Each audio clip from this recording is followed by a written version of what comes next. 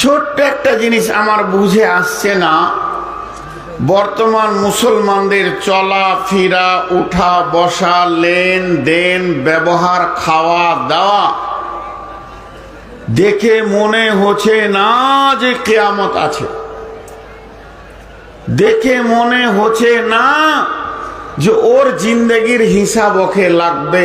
মসজিদে আজান হচ্ছে, চায়ের দোকানে তাস পিটাচ্ছে, চায়ের দোকানে লুডো খেলছে, চায়ের দোকানে টিভির কাছে চোখ লাগিয়ে বসে আছে। মনে হচ্ছে না যে কিয়ামত আছে, পেরেশানি আছে। আল্লাহ তাবারাক ওয়া তাআলা বলছেন, ওয়া উফিয়াত কুল্লু নাফসিম মা আমিলাত وهو عالم بما يفعلون وأوفيت كل نفس ما عملت। যতগুলি আত্মা কিয়ামতের মাঠে দাঁড়াবে তাদের আমলের পরিপূর্ণ বদলা আল্লাহ তাদেরকে দেবেন। আল্লাহ তাবারাক ওয়া তাআলা বদলাতে এতটুকু কম করবেন না, যতটা প্রয়োজন অতটা দিবেন। ওয়া হুয়া আলামু বিমা ইয়াফআলুন। তিনি এমন একজন আল্লাহ, আমি সারা জীবনে কি করেছি তার কাছে হিসাব আছে।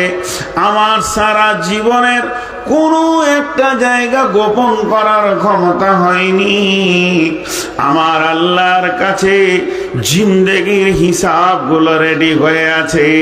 তাই আমার আল্লাহ বলছেন, ওয়া হুয়া আলামু বিমা ইয়াফআলুন। যার হাতে আমার হিসাব, যার হাতে আমার জান্নাত, যার হাতে আমার জাহান্নাম, যার হাতে আমার জিন্দেগির সুখ দুঃখ, ওরে হাতে আমার চাবি। আমার জিন্দেগির কতগুলো আমল কেমন কেমন আমি করেছি, কোন আমলটা আমি করেছি, কোনটা করিনি, কোনটা ছাড়া গেছে, নেকি করেছি না গুনাহ করেছি, আমার রবকে কোনো সাক্ষী লাগবে না। আমার গুনার ব্যাপারে আমার রবই হলেন যথেষ্ট। তাই আমার আল্লাহ অন্য জায়গায় বলেছেন, বিসমিল্লাহির রহমানির রহিম, সুম্মা তুরাদ্দুনা ইলা আলিমিল গায়বি ওয়াশ শাহাদাতি ফায়ুনাব্বিউকুম বিমা কুনতুম তা'মালুন। এমন একজনের কাছে মরার পর তোমাকে নিয়ে যাওয়া হবে, সেই জন তোমার সমস্ত খবর রাখে। তুমি প্রকাশ্যে যে গুনাহ করেছ, তুমি আপনার কিনা গোপনে যে গুনাহ করেছ, আপনি আমি প্রকাশ্যে যে গুনাহ করেছি আবার গোপনে করেছি, দিবালোকে করেছি, রাত্রি আন্ধারে করেছি, একা করেছি, নির্জনে, সকলকে নিয়ে করেছি, কোন গুনাহটা তার কাছে নতুন নয়। সমস্ত গুনাহ তার নখদর্পণে রয়ে গেছে। তাই আমার আল্লাহ বলছেন, শুনেলে আমি তোকে পরিপূর্ণ তোর আমলের বদলা দিয়ে দিব। ওয়া উফিয়াত কুল্লু নাফসিম মা আমিলাত ওয়া হুয়া আলামু বিমা ইয়াফআলুন।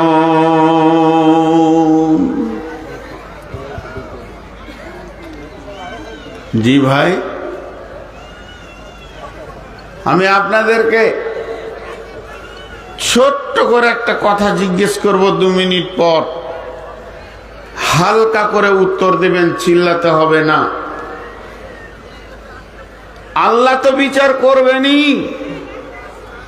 আল্লাহ তো সব জানেনই। আপনি আমি যেটা ভুলে গেছি সেটাও আল্লাহ জানেন। আমি 5 সেকেন্ড মাইকটা বন্ধ রেখেছি, খালি একটা জিনিস ভাবতে দিচ্ছি আপনাদেরকে।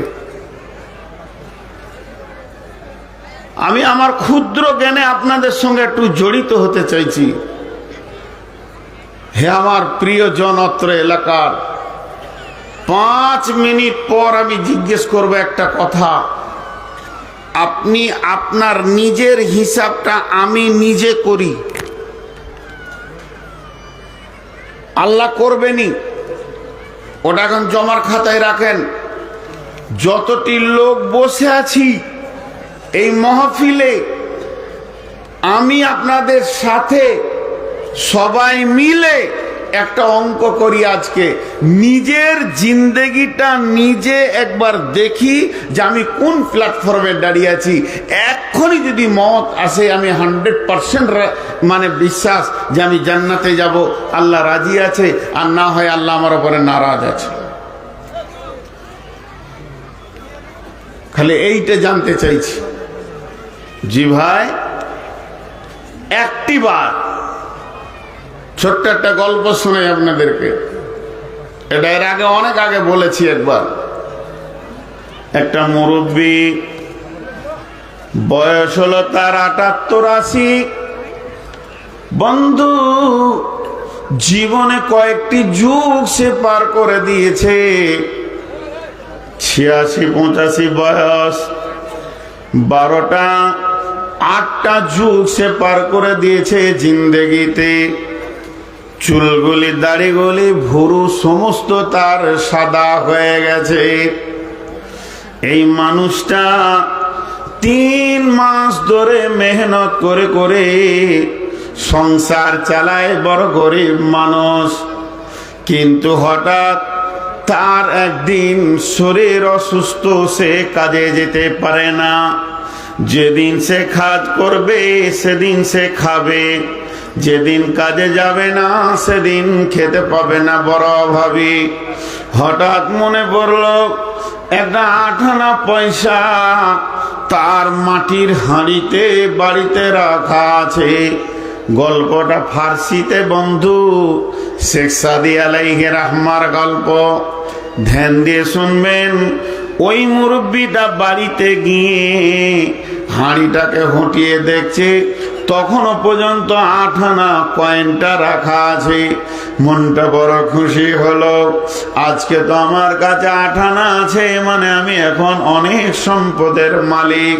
সে 8 আনা পয়সাটা নিয়ে আস্তে আস্তে সে রুটির দোকানে যাচ্ছে। 10 পয়সা দুটি তন্দ্রু রুটি আনবো, তারপরও আমার 40 পয়সা থেকে যাবে। আর ওই 10 পয়সার রুটিটা আমরা আজকে স্বামী স্ত্রী খাবো, একটা রাত পার হয়ে যাবে। 8 আনা কয়েনটা নিয়ে বাড়ি থেকে বের হয়ে হাঁটছে, তখনও তার বিশ্বাস আমার টাকাটা বড় সুন্দর। রাস্তায় যেছে, তখনও তার বিশ্বাস আমার টাকাটা চলবে, আমি রুটি আনবো। এরপর একটা রুটির দোকানে গেল। ছেলেটার বয়স 20 বছর 22 বছর, খরিদ্দারের বয়স হলো 80-86 বছর, আর আপনার দোকানদারের বয়স হলো 20 বছর। 8 আনা পয়সাটা ওর হাতে দিয়ে বলছে, দাদু ভাই আমাকে 2টি রুটি দাও, 5 পয়সা করে 10 পয়সা রুটি 2টি দাও। ছেলেটি হাত পাতলো, মুরব্বিটা টাকা তাকে দিল। ছেলেটা 2 বার টাকাটা এইভাবে নাচিয়ে দিয়ে হালকা মুচকে হেসে বলছে, দাদু আপনার 8 আনাটা অচল, এই 8 আনাটা আপনার চলবে না, এটা আর কেউ নেবে না, সমাজে এটা অচল হয়ে গেছে। যখনই বলেছে অচল, সঙ্গে সঙ্গে মুরব্বি পড়ে গেল, দাঁত লেগে গেল, হুঁশ হারিয়ে গেল। দোকানে যতজন লোক ছিল, তোল তোল, দাদুকে তোল, নানাকে তোল, চাচাকে তোল। বেঞ্চিতে শোয়ালো, তার মাথায় পানি ঢাললো, মুখে ঝিটকা মারলো, গামছা দিয়ে তৈলে দিয়ে পাখা করলো। 30 মিনিট পর মুরব্বির হুঁশ ফিরেছে, উঠে অঝোর নয়নে কাঁদছে।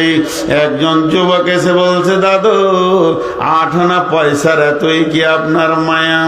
আপনাকে আমি 1 টাকা দিছি, কাঁদার কোনো দরকার নাই।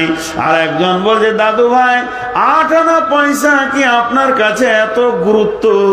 তখন মুরব্বি বলছে, না ভাই, আমি 8 আনা পয়সার জন্য কাঁদিনি। আমি কেন কেঁদেছি তাহলে তোমরা শোনো। 8 আনা পয়সাটা যখন বাড়িতে ছিল, আমার বিবেক জ্ঞান বুদ্ধি বলছে পয়সাটা চলবে। আমি যখন রাস্তায় আনি তখনও জানি পয়সাটা চলবে। আমি যখন দোকানদারকে দিই 100 পারছেন আমার ভরসা ছিল পয়সাটা চলবে। এবার একটা বাচ্চা ছেলে পয়সাটা দুইবার নাচিয়ে বলছে এ পয়সা চলবে না।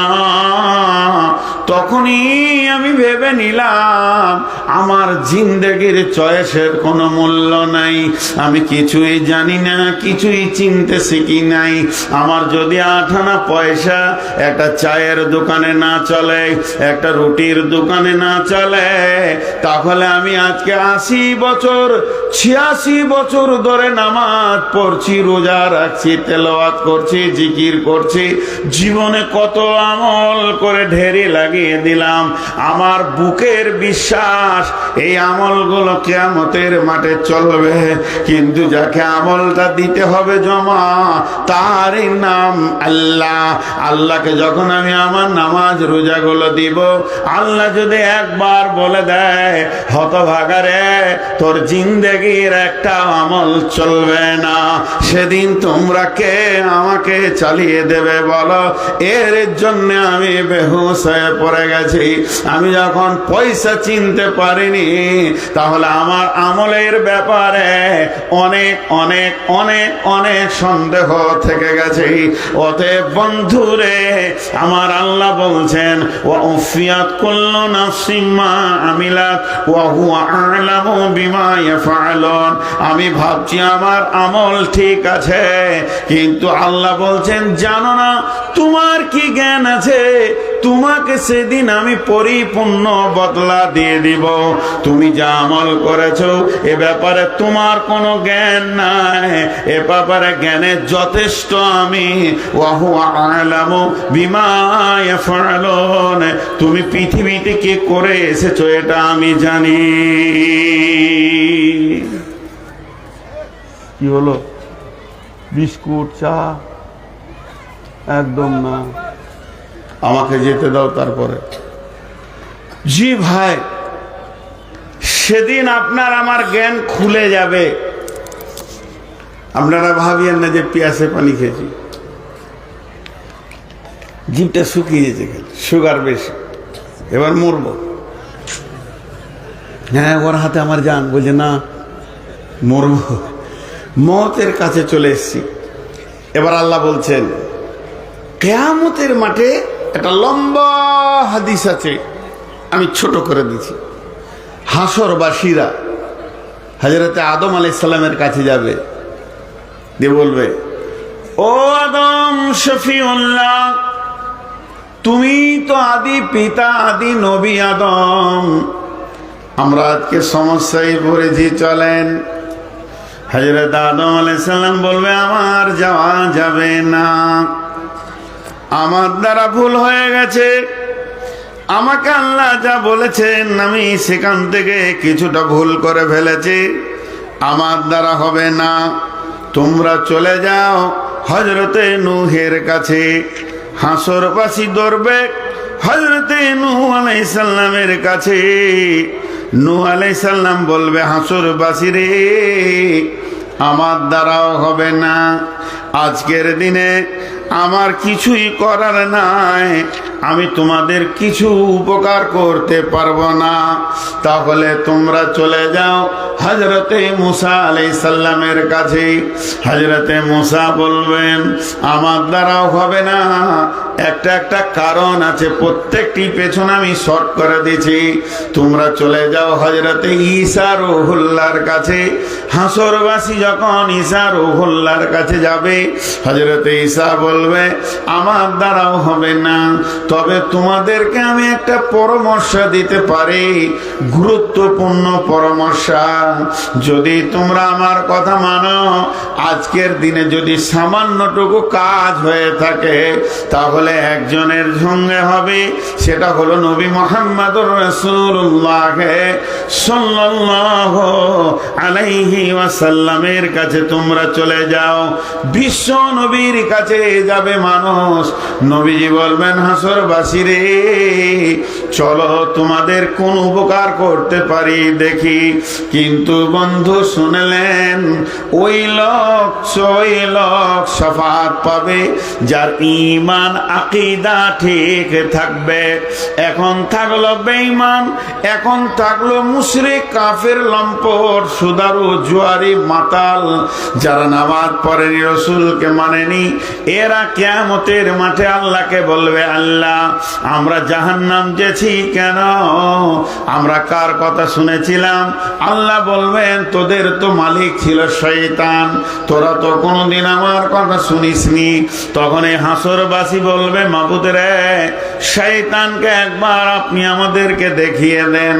কিয়ামতের দিনে জিনেরা আজকের মতো লুকিয়ে থাকতে পারবে না, তারাও ফোকাস থাকবে।